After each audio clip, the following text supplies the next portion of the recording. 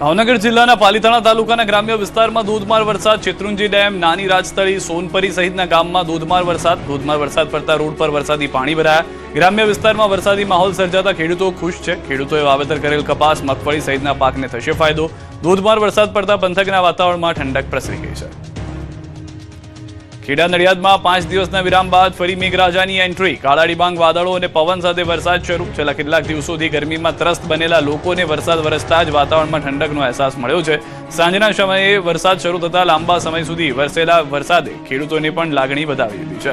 કારણ કે ખેતરમાં ખેડૂતોએ ડાંગરના ધરું તૈયાર કરી દીધા છે અને હવે વરસાદની તાતી જરૂર છે. આગામી 7 દિવસ રહેશે વરસાદી માહોલ. હવામાન વિભાગની આગાહી. ગુજરાતમાં આગામી 7 દિવસ સુધી વરસાદી માહોલ યથાવત રહેવાની શક્યતા છે. હવામાન વિભાગે દક્ષિણ ગુજરાત સહિત રાજ્યના અનેક વિસ્તારોમાં વરસાદનું એલર્ટ જાહેર કર્યું છે. રાજ્યમાં આગામી 7 દિવસ સુધી હળવાથી મધ્યમ વરસાદની આગાહી કરવામાં આવી છે. દક્ષિણ ગુજરાતમાં આગામી 3 દિવસ ભારે વરસાદની સંભાવનાને પગલે એલર્ટ જાહેર કરાયું છે. આજે નવસારી અને વલસાડ જિલ્લામાં અતિભારે વરસાદનું એલર્ટ આપવામાં આવ્યું, જ્યારે સુરત, ડાંગ અને તાપી જિલ્લામાં ભારે વરસાદની આગાહી કરવામાં આવી છે. આ ઉપરાંત 25 અને 26 જુલાઈના રોજ ઉત્તર ગુજરાત અને મધ્ય ગુજરાતના કેટલાક વિસ્તારોમાં વરસાદને લઈને એલર્ટ જાહેર કરવામાં આવ્યું છે. હવામાન વિભાગના જણાવ્યા મુજબ રાજસ્થાનમાં સક્રિય થયેલું સાયક્લોનિક સર્ક્યુલેશન અને ગુજરાત પરથી પસાર થઈ રહેલો હવાના દબાણનો પટ્ટો વરસાદ માટે અનુકૂળ પરિસ્થિતિ બનાવી રહ્યો છે. આ હવાના દબાણનો પટ્ટો દક્ષિણ ગુજરાત અને સૌરાષ્ટ્રના વિસ્તારો પરથી પસાર થઈ રહ્યો છે. સાથે જ બંગાળની ખાડીમાં પણ સર્ક્યુલેશન સક્રિય થતા રાજ્યમાં વરસાદી ગતિવિધિ વધવાની શક્યતા છે. તંત્ર દ્વારા લોકોને ભારે વરસાદની સ્થિતિમાં સતર્ક રહેવા અને જરૂરી સાવચેતી રાખવા અપીલ કરવામાં આવી રહી છે. રાજ્યમાં હજુ પણ વરસાદની ઘટ. રાજ્ય સરકારે જાહેર કર્યા આંકડા. ખેડૂતો ચિંતિત. રાજ્યમાં ચોમાસાની સિઝન વચ્ચે વરસાદની ઘટ પણ નોંધાય છે. ગત વર્ષની સરખામણીએ આ વર્ષે વરસાદ ઓછો રહેતા ખેતી અને જળસંચયની સ્થિતિને લઈને ચિંતા વધી છે. ગુજરાતમાં અત્યાર સુધીમાં વરસાદમાં 22% ઘટાડો નોંધાયો છે.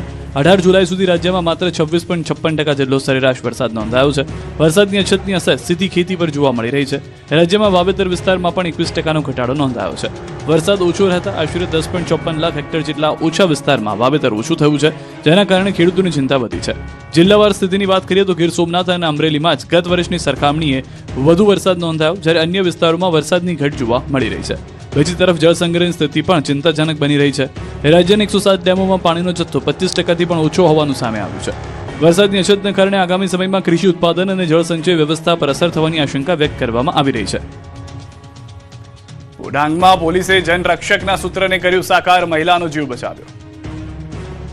ડાંગ જિલ્લામાં સાપુતારાથી એક માનવતાભરી ઘટના સામે આવી. સાપુતારા પોલીસે સમય સૂચકતા વાપરી મહિલાનો જીવ બચાવ્યો. સુરતથી પરિવાર સાથે સાપુતારા ફરવા આવેલી એક મહિલાની અચાનક તબિયત લથડી હતી. મહિલા ટેબલ પોઈન્ટ ખાતે પરિવાર સાથે નાસ્તો કરી રહ્યા હતા, ત્યારે તેમને અચાનક ખેંચ આવતા પરિવારજનો ગભરાઈ ગયા. ઘટનાની જાણ થતાં જ 112 જનરક્ષક ટીમ તાત્કાલિક સ્થળ પર પહોંચી. પોલીસના જવાનોએ સમય બગાડ્યા વિના મહિલાને પ્રાથમિક મદદ આપી અને તરત જ સાપુતારા સરકારી હોસ્પિટલમાં સારવાર માટે ખસેડ્યા. સમયસર હોસ્પિટલ પહોંચાડતા મહિલાને તાત્કાલિક સારવાર મળી અને મહિલા મોતના મુખમાંથી બચી ગઈ. પોલીસની સતર્કતા, ઝડપી કામગીરી અને માનવતાભર્યા અભિગમને કારણે પોલીસ પ્રજાની મિત્ર હોવાનું સાર્થક થયું. સાથે જ સાપુતારા પોલીસે સાબિત કર્યું છે કે પોલીસ માત્ર કાયદાનું પાલન કરવાની સંસ્થા જ નથી, પરંતુ જરૂરિયાતના સમયે લોકો માટે સાચા અર્થમાં જનરક્ષક પણ છે. આ સમગ્ર ઘટનાને લઈને મહિલા તેમજ તેમના પરિવારજનોએ સાપુતારા પોલીસ અને 112 જનરક્ષક ટીમનો આભાર માન્યો હતો. જંગલ વિસ્તાર બહાર નીકળ્યા દીપડા. હવે અમદાવાદના ગુમાની સોસાયટીમાં દેખાયો લોકોમાં ફફડાટ.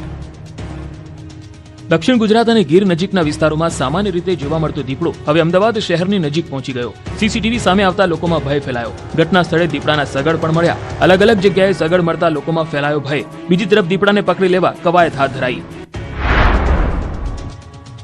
અમદાવાદના ગુમાની શરણદીપ સોસાયટીના આ દ્રશ્યો છે. સીસીટીવી ફૂટેજમાં દીપડો રાત્રિ દરમિયાન આંટાફેરા કરતા જોવા મળ્યો. આ દરમિયાન હાજર શ્વાનમાં પણ દોડધામ મચી ગઈ. થોડી વાર માટે દીપડો સોસાયટીમાં જ રહ્યો, જે બાદ રસ્તા પર જોવા મળ્યો. હવે દીપડાની હાજરીથી સ્થાનિકોમાં ભયનો માહોલ જોવા મળ્યો. દીપડાને પકડવા વન વિભાગ દ્વારા પાંજરું ગોઠવવામાં આવ્યું છે અને સર્ચ ઓપરેશન તેજ કરવામાં આવ્યું છે. દીપડાને શોધવા માટે હવે ડ્રોનની પણ મદદ લેવામાં આવી રહી છે.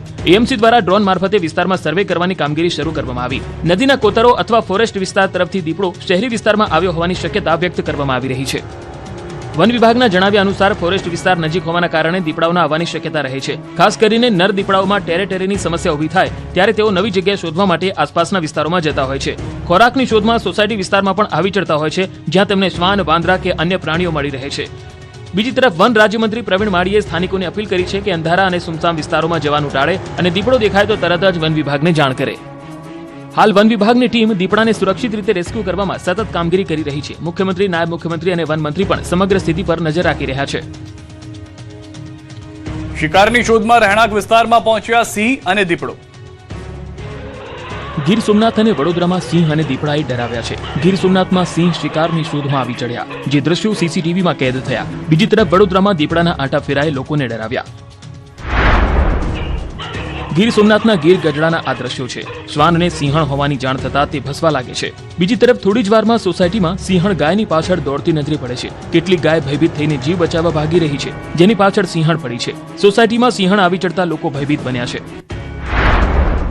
આ તરફ વડોદરાના શિનોર વિસ્તારમાં દીપડાના પરિવારની અવરજવર સામે આવી છે. શિનોર સુરા શામળ માર્ગ પર રાત્રિના સમયે પસાર થતા વાહન ચાલકે દીપડાના પરિવારને કેમેરામાં કેદ કર્યો.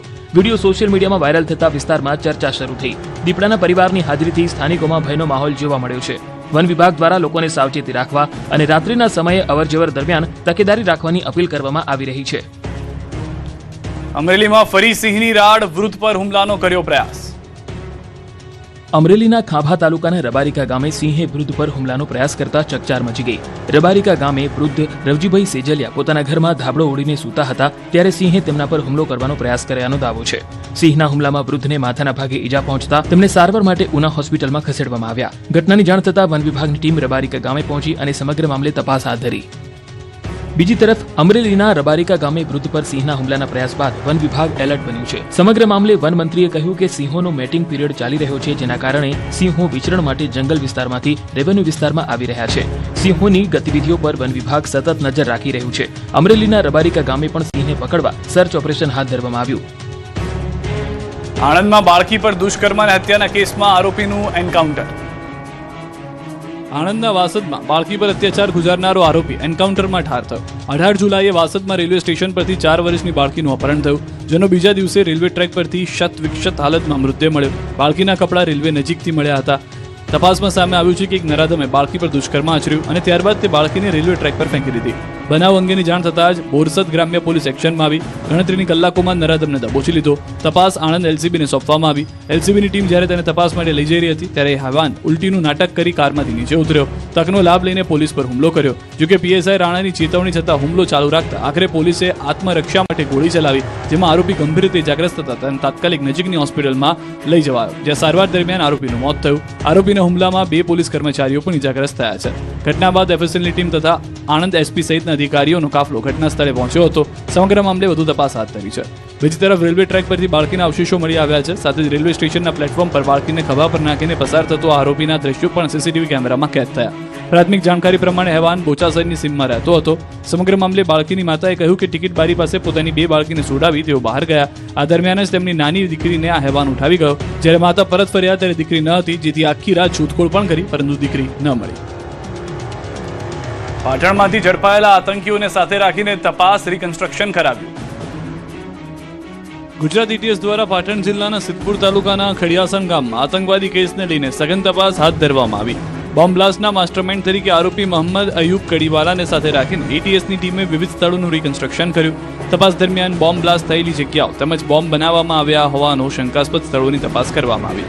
ઉપરાંત ખડિયાસણ ગામના મદ્રેસા પાછળ આવેલા નદીના પટમાં બોમ્બ બ્લાસ્ટની પ્રેક્ટિસ કરવામાં આવતી હોવાની માહિતીના આધારે ત્યાં પણ તપાસ હાથ ધરાઈ. એટીએસે આરોપીને સાથે રાખીને ગામના કબ્રસ્તાનની પણ તપાસ કરી, જ્યાં અગાઉ બોમ્બ બ્લાસ્ટ અને ખાડા પડ્યાના નિશાન હોવાનું સામે આવ્યું છે. ત્યારબાદ આરોપીના નિવાસસ્થાનને જઈને ધાબા પર તે બોમ્બ બનાવતો હોવાનો દાવો કરાયેલા સ્થળનું પણ નિરીક્ષણ કરવામાં આવ્યું હતું. આ સમગ્ર કાર્યવાહી દરમિયાન સ્થાનિક પોલીસ, ચેતક કમાન્ડો અને એટીએસના અધિકારીઓની હાજરીમાં ચુસ્ત સુરક્ષા વચ્ચે ઝીણવટભરી તપાસ ચાલી રહી છે.